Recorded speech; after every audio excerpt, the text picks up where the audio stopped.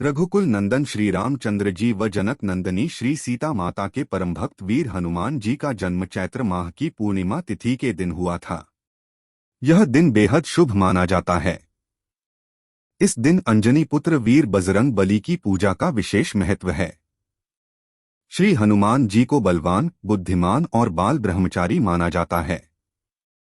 भारत में कई ऐसे तीर्थ स्थल और मंदिर हैं जो अपनी विशेषता के कारण दुनिया भर में प्रसिद्ध है, जिनमें से एक मंदिर भगवान श्री राम के परम भक्त वीर हनुमान जी का है, जो विश्व में एकमात्र ऐसा मंदिर है जहां श्री हनुमान जी अपनी पत्नी के साथ विराजमान है और यहां पर हनुमान जी अपनी पत्नी के साथ पूजे भी जाते हैं।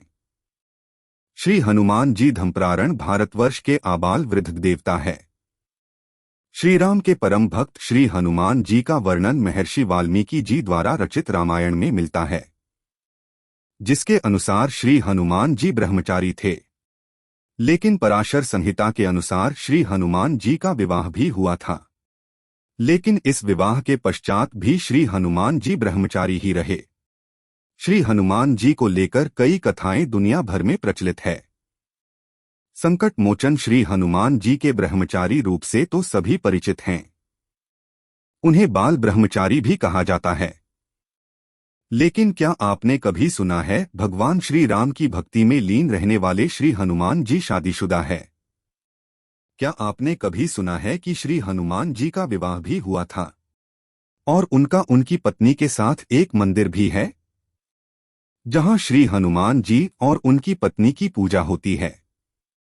श्री हनुमान जी भगवान श्री राम के परम भक्त माने जाते हैं। यही वजह है कि श्री हनुमान जी के हर मंदिर में श्री राम जी, श्री सीता माता और श्री लक्ष्मण जी की प्रतिमा जरूर रहती है। लेकिन आज हम श्री हनुमान जी के उस मंदिर के बारे में बताने जा रहे हैं जहां उनकी मूर्ति न तो अकेली है न ही श्री राम जी के साथ। तेलंगाना राज्य के खम्मम जिले के येलनाडु गांव में श्री हनुमान जी का मंदिर बना हुआ है। श्री हनुमान जी का यह दुनिया में एकमात्र मंदिर है जहां श्री हनुमान जी की प्रतिमा अकेली नहीं है। यहां एक स्त्री की प्रतिमा भी उनके साथ विराजित है, जिसके बारे में बताया जाता है कि ये उनकी पत्नी हैं। इस मंदिर में भगवान श्री हनुमान अपनी पत्नी श्री सुरवचला जी, जो भगवान सूर्य देव की पुत्री हैं, के साथ विराजमान हैं। इस मंदिर में श्री हनुमान जी के साथ माता की भी पूजा विधि विधान से की जाती है। यह मंदिर कई सालों पुराना है और यहाँ श्री हनुमान जी और माता श्री श्री सुवर्चला की प्रतिमाएं प्राचीन काल से स्थापित की हुई है। इस मंदिर को लेकर मान्यता है कि जो भक्त श्री हनुमान जी और उनकी पत्नी श्री सुरवचला के दर्शन करते हैं, उनके दाम्पत्य जीवन में अगर कोई विवाद या तनाव हो तो वो दूर हो जाता है। सभी कष्ट दूर हो जाते हैं। साथ ही परिवार में प्रेम बना रहता है। पूरे भारत में सिर्फ यही एक मंदिर है जहां श्री हनुमान जी के गृहस्थ रूप से दर्शन होते हैं।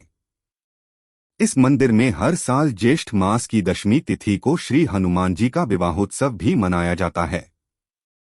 इस मंदिर में श्री हनुमान जी की प्रतिमा के साथ उनकी पत्नी श्री सुवर्चला भी साथ में बैठी हैं। ऐसी कथा मिलती है कि विचित्र स्थिति परिस्थिति में श्री हनुमान जी को विवाह करना पड़ा था। यह मंदिर हैदराबाद से करीब 220 किलोमीटर की दूरी पर स्थित इस मंदिर में श्री हनुमान जी और श्री सुवर्चला देवी दोनों की मूर्ति स्थापित की गई है। कहा जाता है कि इस मंदिर में जो भी श्री हनुमान जी और उनकी पत्नी के दर्शन कर लेता है, उसके सब दुख दर्द दूर हो जाते हैं। यह भी कहा जाता है कि यहाँ पर आने वाले भक्त कभी खाली हाथ नहीं लौटते हैं।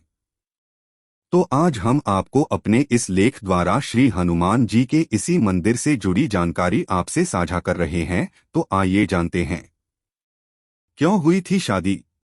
पराशर संहिता के अनुसार भगवान श्री हनुमान जी सूर्य देवता को अपना गुरु मानते थे। सूर्य देव के पास 9 दिव्य विद्याएं थीं। इन सभी विद्याओं का ज्ञान श्री हनुमान जी प्राप्त करना चाहते थे।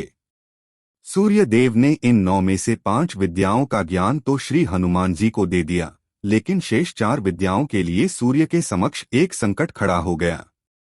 शेष 4 दिव्य विद्याओं का ज्ञान सिर्फ उन्हीं शिष्यों को दिया जा सकता था जो विवाहित हों, और श्री हनुमान जी बाल ब्रह्मचारी थे, इस कारण सूर्य देव उन्हें शेष 4 विद्याओं का ज्ञान देने में असमर्थ हो गए।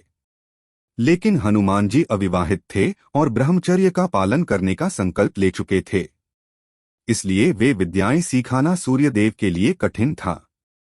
लेकिन हनुमान जी भी पूरी 9 विद्याओं का ज्ञान पाना चाहते थे, इसके लिए वे संकल्पबद्ध थे। इस समस्या के निराकरण के लिए सूर्यदेव ने श्री हनुमान जी से विवाह करने की बात कही। अब धर्म संकट की स्थिति हनुमान जी का सामने बन गई। पहले तो हनुमान जी विवाह के लिए राजी नहीं हुए, लेकिन उन्हें शेष 4 विद्याओं का ज्ञान पाना ही था। इस कारण हनुमान जी ने विवाह के लिए हाँ कर दी। शादी के बावजूद भी रहे ब्रह्मचारी। हनुमान जी की रजामंदी मिलने के बाद सूर्यदेव के तेज से एक कन्या का जन्म हुआ। इसका नाम सुरवचला था।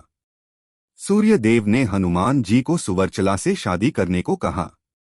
सूर्यदेव ने अपनी पुत्री के बारे में हनुमान जी को बताया कि सुवर्चला परम तपस्वी और तेजस्वी है और इसका तेज तुम ही सहन कर सकते हो।